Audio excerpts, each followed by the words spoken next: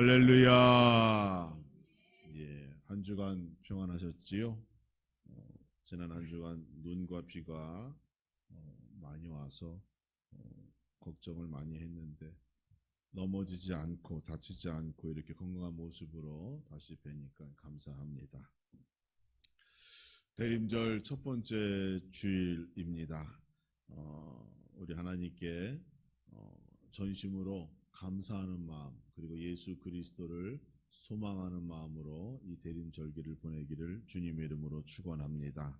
이 기쁜 마음으로 우리 옆에 계신 분들 또 앞뒤로 함께 인사하실 때 주님 안에서 항상 기뻐하며 살아갑시다. 인사해 보겠습니다. 시작.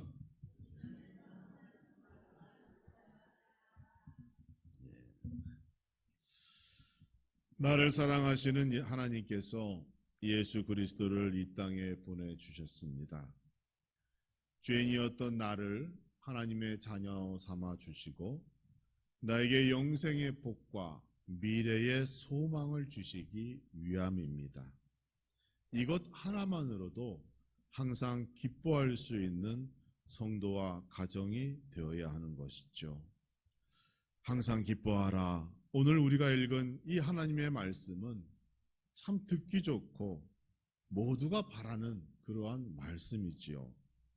그럼에도 불구하고 항상 기뻐하라는 말씀은 누구나 바라고 원하는 것이지만 또한 누구나 경험할 수 있는 그러한 모습은 아니라는 거예요. 모두가 바라지만 모두가 얻을 수는 없는 거예요. 대부분의 사람들은 기뻐하기 위해서는 자기의 욕구가 충족되어져야지 기뻐할 수 있다. 기쁨의 원인을 거기서 찾아요. 또 교회 안에서도 항상 기뻐하라 이러한 말씀을 하면 이것을 영적인 교훈으로 이해하기 때문에 사실 항상 기뻐하라, 항상 기뻐합시다 이렇게 인사를 나눠도 그것이 우리의 삶 가운데 그대로 드러나기가 어렵다는 것이죠. 실제로 그렇게 살아갈 수 없음을 알지만 하나의 소망이라고 믿고 성경에 기록된 영적 교훈이라고 생각하며 입으로만 아멘 아멘 할 때가 대부분이라는 겁니다. 여러분에게 질문해 봅니다. 정말 지난 한 해 항상 기뻐하는 삶으로 살아오셨습니까? 한번 생각해 보세요. 아마 기뻐했던 시간보다는 슬프고 눈물 나고 화내고 분노하는 그런 시간도 아마 있었을 거예요. 어떤 이유로든지 기뻐할 수 있는 것 참 좋은 것인데 왜 우리의 삶은 이처럼 말씀과 동떨어질 때가 많을까요? 여기에는 분명한 이유가 존재합니다. 가장 먼저는 항상 기뻐하는 것, 그것을 우리는 처음부터 그저 불가능한 일이다 생각할 때가 많다는 거예요.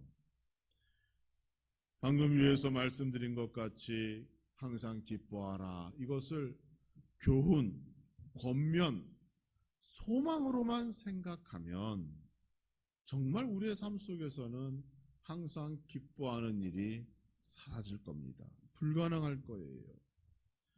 사람들은 생각합니다. 어떻게 우리의 인생에서 항상 기뻐만 할 수 있을까? 이렇게 생각하는 거예요. 인간의 삶을 희노애락이라고 얘기하죠. 처음부터 인간은 항상 기뻐할 수만은 없는 인생을 살아가고 있습니다. 또 우리의 인생이 그렇게 살아가는 중이지요. 그러면 왜 하나님께서는 누구보다 우리의 삶을 그렇게 잘 아시면서도 왜 우리에게 항상 기뻐하라 이렇게 불가능한 것을 우리에게 요구하시는 걸까요? 여러분 한번 생각해 보세요.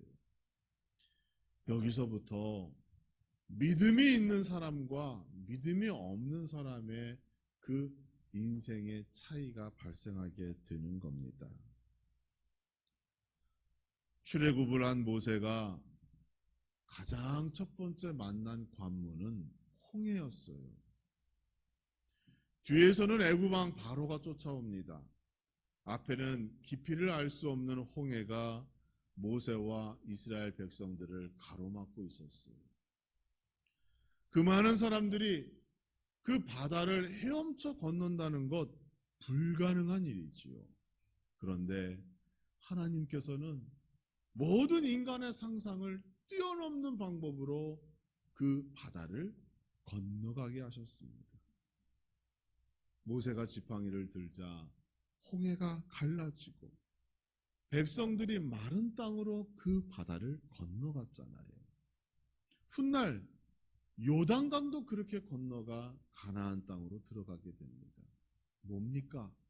하나님이 하시면 불가능한 일도 가능케 되어진다는 거예요. 사도 바울이 감옥에 갇힌 후 로마로 이송되게 되었습니다. 배를 타고 이동하다가 유라굴로라고 하는 광풍을 만나 그 배가 좌초되게 돼요. 사도행전 28장 20절을 보면 구원의 여망마저 없더라 이렇게 되어져 있어요. 다 죽게 되었다는 거예요. 풍랑 가운데 모두가 죽게 되었을 때 오직 바울만이 얘기합니다. 안심하라, 하나님을 믿으라 이렇게 외쳤습니다. 그러자 그가 멜리데 섬이라고 하는 곳에 도착하여 모두가 구원받는 일이 생겼어요. 풍랑 속에서 새로운 생명을 얻었던 벳사람과 바울이 그 원주민으로부터 영접을 받았습니다. 살았죠. 하나님께 감사하는 일만 남았어요. 그런데 바울이 불을 떼기 위하여 나무단에 손을 댔을 때 거기서 뭐가 나왔어요? 독사 한 마리가 나와서 바울을 물었습니다. 손을 물었어요. 사람들은 얘기했어요. 저 사람이 풍랑 속에서는 생명을 구원받았는데 이제 뱀 한 마리 때문에 죽게 되었구나 라고 혀를 차며 한탄했습니다. 그런데 바울이 죽었어요? 죽지 않았습니다. 그가 몸이 붙든지 쓰러지든지 죽는 날을 옆에서 기다렸던 사람들이 그가 멀쩡한 것을 보고 바울을 신으로 추대하는 일까지 발생할 정도로 기이한 일을 경험했어요. 여러분, 하나님이 함께 하시면 불가능이 가능케 되어주고 죽는 일이 사는 일로 달라지는 겁니다. 바꿔지는 거예요. 그러니까 믿음이 어디에 있는가에 따라 정말로 내가 항상 기뻐할 수도 있고 항상 슬퍼할 수도 있는 거예요. 믿음이란 무엇입니까? 이처럼 불가능을 가능케 하는 것이죠. 모두가 틀렸다고, 모두가 잘못되었다고 포기할 때 하나님의 손을 의지하여 포기하지 않고 그 희망을 잃지 않고 다시 일어서는 것, 그게 바로 믿음인 겁니다. 하나님께서 함께 하시면 여러분의 삶에 항상 기뻐할 수 있는 일들이 나타나게 됨을 믿으시기 바랍니다. 그러니까 여러분, 믿음을 가지고 사는 사람과 믿음도 없고 어떻게 사람이 항상 기뻐해? 나쁜 일도 생기고 슬프고 울고 짜증내고 화도 내고 싸움도 하고 이렇게 사는 게 인생이지, 이렇게 생각하면 그냥 그렇게 사는 거예요. 믿음이 중요합니다. 또 우리가 기뻐할 수 없는 이유, 중요한 이유 하나가 더 있어요. 그 기쁨의 원인을 나 스스로 만들어가야 한다라고 하는 그런 강박적인 마음이 있어요. 여러분, 강박이 뭐예요? 어떤 생각이나 감정에 사로잡혀 심리적으로 스스로 느끼는 압박, 그게 강박이래요. 우리 그리스도인들이 하나님 말씀대로 살아야 하고 하나님 뜻대로 살아야 한다는 그런 강박이 좀 있잖아요. 그렇죠? 그러니까 속이 변화되어 그것이 겉으로 자연적으로 우러러 나와야 되는데 속은 변화되지 않고 사람들이 보니까 그저 내가 착하게 살아야지, 말씀대로 살아야지, 그렇게 살아야지라고 하는 그런 강박이 있는 거예요, 여러분. 일종의 거룩한 부담감이라고 할 수 있겠죠. 항상 기뻐하라는 말씀을 이루기 위해서 자기 스스로가 기쁨의 원인을 만들고 제공하고 나의 속감정은 감추고 겉으로는 기뻐해야 한다는 그러한 생각 때문에 우리가 실제적으로 항상 기뻐하는 삶을 살지 못하고 있다는 겁니다. 하나님이 보실 때는 영적인 위선적인 모습이지요.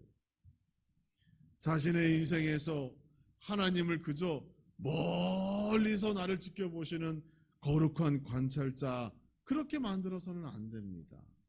하나님이 항상 나와 가까이 하시고 나의 삶에 개입하시고 하나님이 보시기 때문에 내가 더욱더 기쁘게 살아야 되고 나 스스로를 변화시키는 그러한 수고가 우리 안에 있어야 하는 것이죠. 따라서 항상 기뻐하라 라고 하는 이 말씀의 시작은 내가 하나님과 얼마나 가깝고 함께 동행하며 살아가는가 라고 하는 그러한 질문의 답이기도 합니다. 만약 여러분께서 지난 한 해 항상 기뻐하지 못한 삶을 살았다면 때때로 우리가 하나님을 잊고 살았다는 말과 같아요. 하나님만을 바라보며 하나님의 도움을 의지하며 사는 것이 아니라 사람 바라보고 사람 의지하고 사람 때문에 살았기 때문에 우리의 마음에 상처가 있고 아픔이 있고 기쁨보다는 슬퍼할 때가 있었다는 사실 여러분 기억하시기 바랍니다. 오늘 본문의 말씀 다시 읽어봅니다. 항상 기뻐하라. 하나님께서 여러분 항상 기뻐하라 라고 말씀하셨어요. 말씀을 잘 보셔야 돼요. 여러분의 삶이 항상 기쁘다라고 단정 짓지 않으시고 기뻐하라라고 하셨다는 거예요. 기뻐하라와 기쁘다는 다른 겁니다. 기뻐하라는 건 뭐예요? 미래지향적이잖아요. 앞으로 우리가 이루어야 할 것들이에요. 하나님께서 여러분에게 앞으로 이루어가라라고 숙제를 해주신 거예요. 그냥 기쁘다, 지금 기쁘다, 그게 아닙니다. 하나님께서 말씀하신 항상 기뻐하라는 것은 우리가 장차 이루어야 할 거룩한 삶의 모습인 겁니다. 더구나 이 대림절 첫 번째 주간을 맞이하며 우리에게 이 말씀이 왜 중요합니까? 우리의 삶 가운데 예수 그리스도가 함께 하시기 때문에 우리가 앞으로 더 기뻐할 수 있는 날들이 많아진다, 그렇게 되어진다라고 하는 믿음의 확신을 가지고 이 12월 한 달을 살아가기를 주님의 이름으로 축복합니다. 힘들고 어려운 시간이 찾아온다 할지라도 우리는 예수님 한 분만으로 기뻐할 수 있습니다.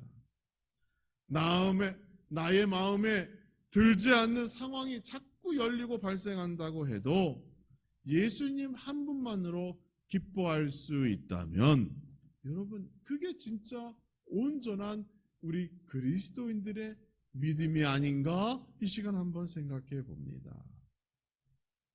그러면 어떻게 항상 기뻐할 수 있을까? 하나님께 기도만 하면 이것이 가능한 것일까? 거기에 대하여 한번 우리가 생각해 봐야 하는 것이죠. 모든 그리스도인은 하나님께서 주시는 은혜와 사랑 안에서 기쁨의 이유를 찾고 발견할 수 있어야 합니다. 우리가 감사의 이유를 억지로라도 찾아 하나님께 감사의 예배드리는 이유가 무엇인가요? 하나는 이미 받은 하나님의 은혜를 기억하기 위함이고 또 하나는 그 감사를 한번 드리면 또 다른 감사가 나에게 임할 것이라는 그 믿음 때문에 우리가 그렇게 감사하는 거잖아요. 마찬가지입니다. 우리가 항상 기뻐해야 할 이유를 찾아만 합니다.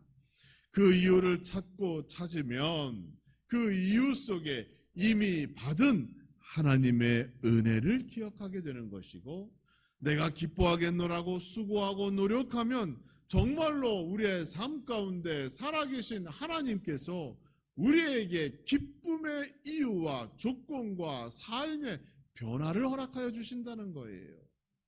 그러니까 여러분, 우리가 항상 기뻐하라 라고 하는 것은 사실 거기에 하나님의 약속된 축복의 약속이 담겨져 있는 겁니다. 우리에게 있어서 반드시 기억해야 할 기쁨의 이유가 무엇일까요? 예수 그리스도가 기쁨의 전부가 될 수 있어야 합니다. 교회와 성도는 예수 그리스도 한 분만으로도 충분히 기뻐할 수 있음을 믿습니다.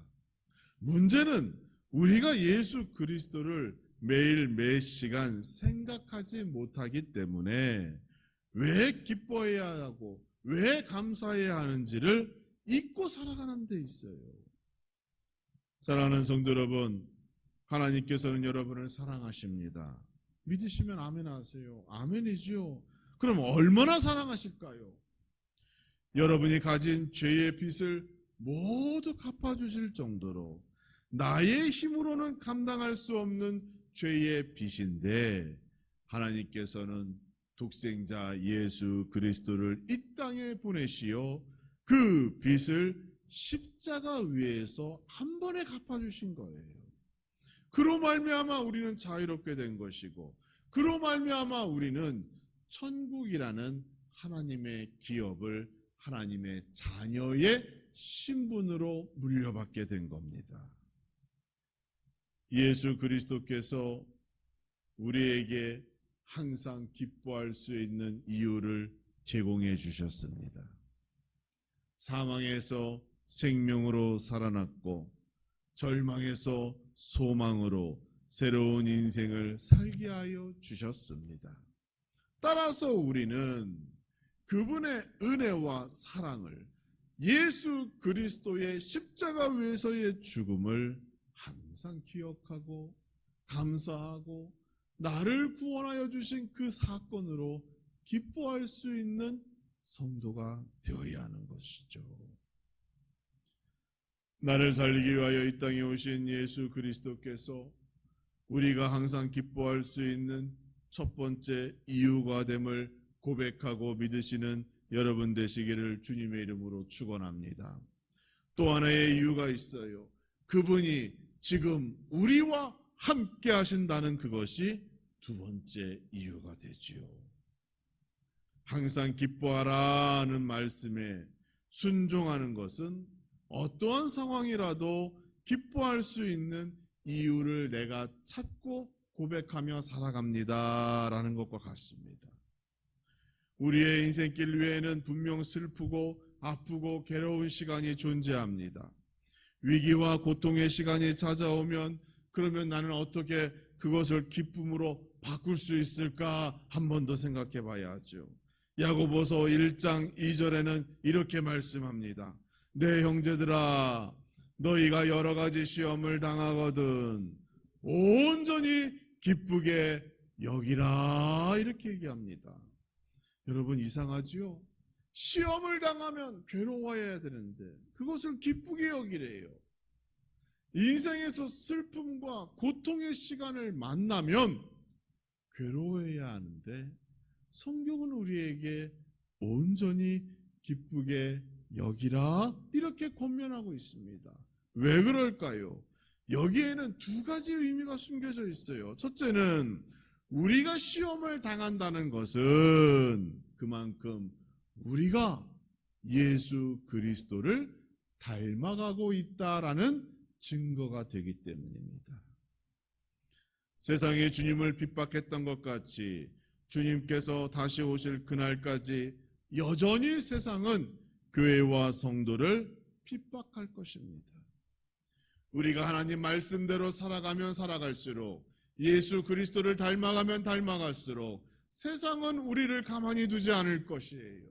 그것이 사탄이 지금 공중 권세를 잡고 있기 때문에 일어나는 일들이잖아요. 그러므로 나에게 예수 믿는 데 있어서 시험이 온다면 내가 그만큼 더 예수님께 가까이 가고 예수님을 닮아가고 하나님 말씀대로 살아가고 있구나. 그래서 이러한 믿음의 문제가 발생하는구나. 그렇게 생각하시고 위로받으시기 바랍니다. 만약 여러분이 교회 밖에서 세상 가운데 하나님과 아무 관계도 없이 살아가신다면 이러한 믿음의 시험이 오지 않지요. 그저 내버려 둡니다. 왜? 알아서 사망의 길로 가기 때문에 내버려 두는 거예요. 사탄 마귀가 하는 일이 거기에 있는 겁니다.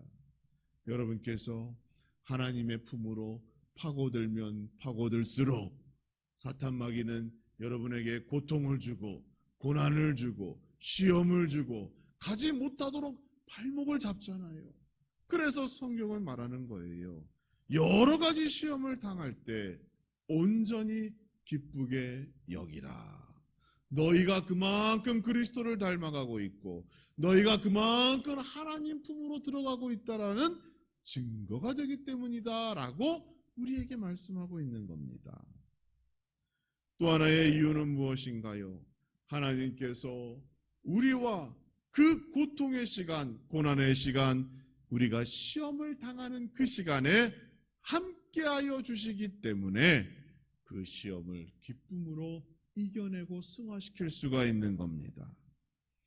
우리가 시험을 당하고 고난의 문턱을 넘는 순간에 하나님께서는 직접 우리의 삶에 개입하시는 줄 믿으시기 바랍니다.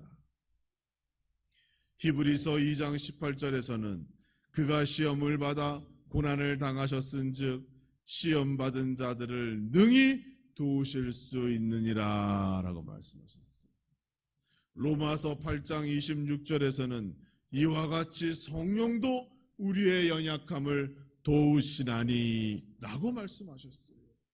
우리가 어려움에 처하면 처할수록 슬프고 괴로운 시간을 만나면 만날수록 누가 도우셔요? 하나님과 예수 그리스도와 성령님께서 우리를 도우신다라고 약속하고 있는 거예요. 세상은 우리에게 도움을 줄 수 없습니다. 그러나 예수님께서는 여러분의 삶 속에 개입하셔서 여러분께서 그 눈물의 골짜기에서 벗어날 수 있도록 도우시고 역사하시고 인도하시고 더 나아가 다시는 그 길에 들어서지 않도록 인도하시고 보호하여 주신다라고 성경은 우리에게 위로하고 있는 겁니다. 그래서 우리가 기뻐할 수 있고 우리가 더 행복해질 수 있고 하나님 품에서 살아가는 것이 이처럼 복된 것이 되어지는 것입니다. 사랑하는 성도 여러분, 성령 충만, 이 말의 다른 말이 뭔지 아셔요? 성령 충만, 요 네 글자는 곧 풀어 얘기하면 예수님께서 이미 우리와 함께 하신다라는 말이 되는 거예요. 그래서 교회에서 성령 충만 그러면 내 안에 이미 와 계신 예수 그리스도를 발견하고 그분을 의지하고 그분 따라 살아가고자 하는 그러한 믿음의 열정으로 불타오르는 그러한 여러분 되시기를 주님의 이름으로 축원합니다. 하나님께서 예수 그리스도를 통하여 이와 같이 우리를 구원하시고 인도하시고 축복하여 주십니다. 시험과 고난이 와도 내 안에서 함께 역사하시는 성령님, 예수 그리스도와 함께 이겨낼 수 있도록 우리의 삶을 책임져 주십니다. 그러므로 이제 우리는 그 예수님을 바라보며 예수님만을 소망하며 살아야 합니다. 세상이 주는 위로가 아닙니다. 세상이 주는 평안이 아닙니다. 세상이 주는 즐거움이 아닙니다. 우리 예수님께서 주시는 그 기쁨을 누리며 항상 기뻐할 수 있는 그러한 성도, 그러한 믿음으로 우리가 가득 차야 하는 것이죠. 새로운 대림절 첫 번째 주일을 맞이하며 우리는 항상 기뻐하라는 말씀을 놓고 기도하고 결단하는 이 한 주간이 되기를 주님의 이름으로 축원합니다. 신앙생활에는 항상 그 주기가 있어요.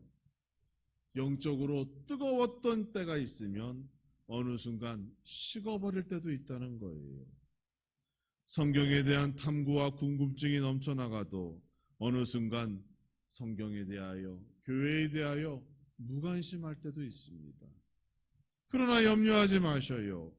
나무는 성장이 멈추는 겨울을 보낼 때 나이테가 생긴다고 합니다.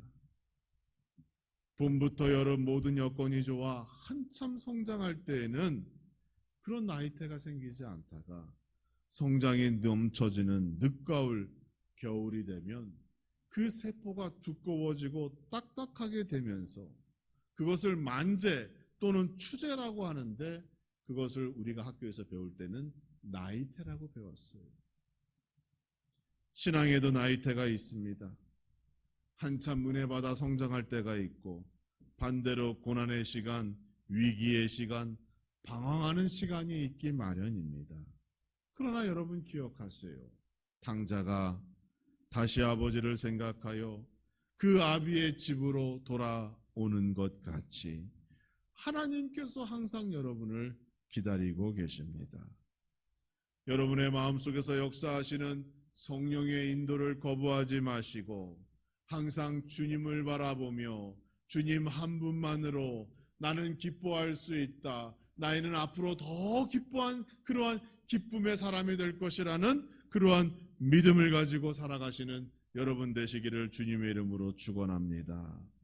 그리하면 예수 그리스도와 함께 항상 기뻐할 그러한 복된 삶으로 변화되어질 줄 믿습니다. 항상 기뻐하라. 이것은 불가능한 일이 아니라 우리가 앞으로 하나님과 예수 그리스도와 성령님과 동행함으로 가능한 일이고 장차 우리가 앞으로 이루어가고 완성해야 할 믿음의 소망이며 믿음의 과제임을 기억하시기 바랍니다. 이 믿음을 가지고 이 소망을 가지고 이 대림절기를 보내시고 무엇보다 예수 그리스도를 깊이 생각하고 묵상하고 그분 한 분만으로 참된 기쁨을 얻고 찾으시는 여러분과 여러분의 가정이 되기를 주님의 이름으로 축원합니다.